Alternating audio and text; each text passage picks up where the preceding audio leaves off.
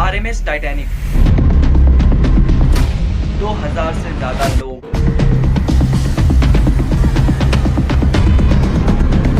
और क्रू का पूरा यकीन, फिर भी ये जहाज अपनी मंजिल तक नहीं पहुंच सका। ये टाइटैनिक जहाज एक चलता फिरता गांव। टाइटैनिक कैसे बना, आज हम इसके बारे में बात नहीं करेंगे, बल्कि इसके बारे में करेंगे कि टाइटैनिक में बैठे 2000 से ज्यादा लोगों की मौत कैसे हुई। शुरू करते हैं वीडियो को।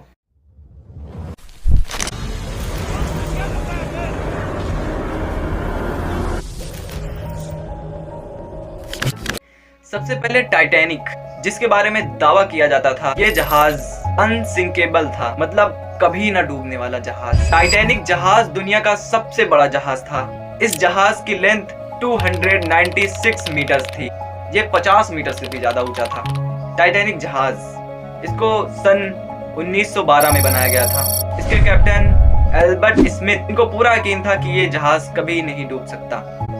इसमें 2000 से ज्यादा लोग सवार थे जो साउथ इंग्लैंड से अमेरिका न्यूयॉर्क जा रहे थे। इसने अपना सफर 10 अप्रैल को शुरू किया था, मगर 2 दिन बाद ही इसको सिग्नल्स आने लगे कि यहाँ बहुत सारे आइसबर्ग्स हैं।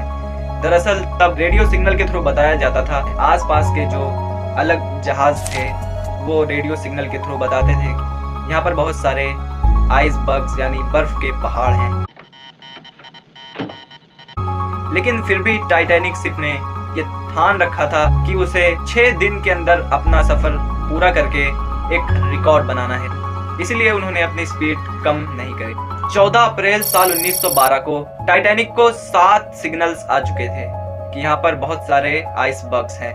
लेकिन फिर भी एल्बर्ट स्मिथ, इनके ऊपर प्रेशर था कंपनी की ओर से, स्पीड कम नहीं करनी है चाहे जो हो जाए। रात हो गई। एक फ्लीट नाम का बंदा, इसकी ड्यूटी थी कि जहाज के ऊपर बैठकर कंट्रोल रूम तक सिग्नल पहुंचाना है कि यहाँ पर आगे क्या क्या है, कहीं कोई जहाज तो नहीं। रात का टाइम था, करीब 12 के आसपास फ्लीट ने देखा कि सामने एक बहुत बड़ा सा आइसबर्ग है, यानी बर्फ का पहाड़। फ्लीट ने फट से घंटा बजाया ताकि लोगों को पता चल जाए। फिर उसने फोन उठाया और कैप्टन एल्बर्ट स्मिथ को फोन लगा दिया। Yes, what do you see?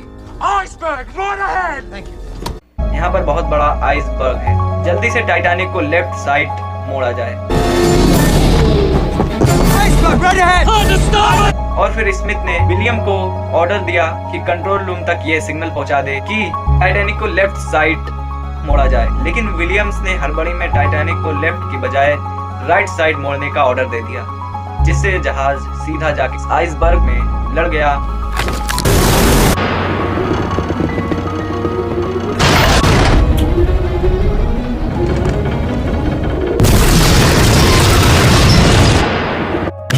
जिस आइसबर्ग से टाइटैनिक टकराया उसका वजन था 15 लाख टन और वो आइसबर्ग 200 से 400 फीट ऊंचा था, मतलब एक फुटबॉल फील्ड ना बड़ा। टाइटैनिक इस तरीके से बनाया गया था। टाइटैनिक की जो बॉडी थी उसे 2 पार्ट्स में डिवाइड किया गया था, इसे डबल लेयर कह सकते हैं। टाइटैनिक टकराया, जहाज के कैप्टन एल्बर्ट स्मिथ और जहाज के आर्किटेक्ट थॉमस एंड्रयूड, ये दोनों भाग कर वहां पहुंचे।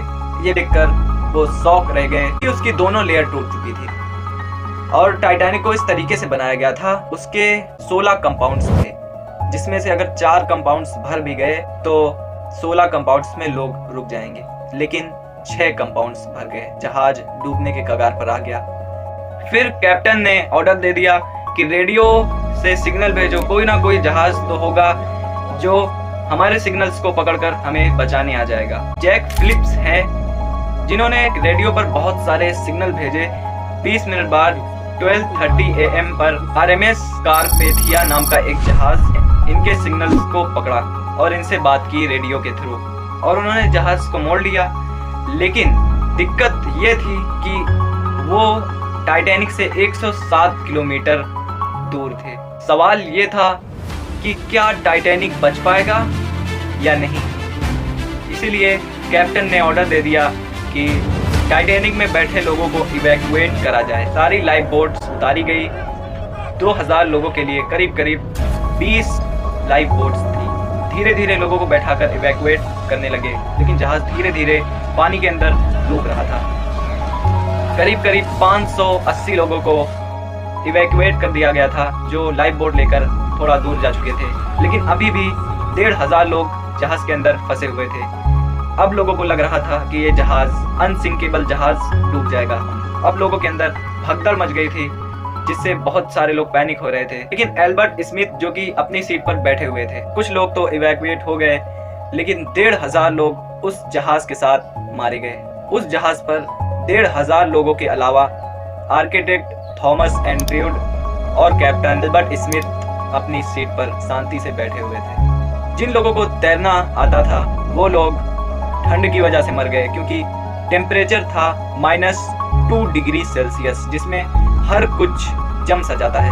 करीब करीब 3 घंटे के बाद कारपेथिया जहाज टाइटैनिक के पास पहुंचा, जब तक टाइटैनिक डूब चुका था। लेकिन 600 के आसपास लोग लाइफ बोट्स में वहां इंतजार कर रहे थे, जिन्हें बचा लिया गया।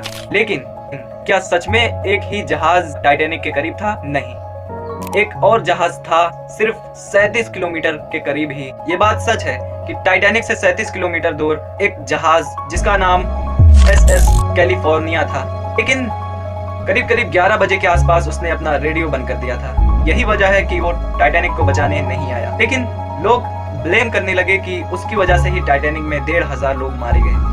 मगर दिक्कत ये नहीं थी, उन्होंने एक और गलती करी जिसकी वजह से वो लोग बहुत बुरे माने जाते हैं। टाइटैनिक पे बहुत सारे लोग रॉकेट्स, स्काई फ्लेयर्स छोड़ने लग जाते हैं, ताकि कोई तो इनके रॉकेट्स को देखकर के पास आ जाए। और कैलिफोर्निया के जहाज के मेंबर उनके रॉकेट्स को देखते हैं, कैप्टन को इन्फॉर्म करते हैं, लेकिन उनके कैप्टन ये कह के टाल देते हैं कि टाइटैनिक में अमीर लोग हैं जो पार्टी वगैरह कर रहे हैं, और ये उनकी सबसे बड़ी गलती थी।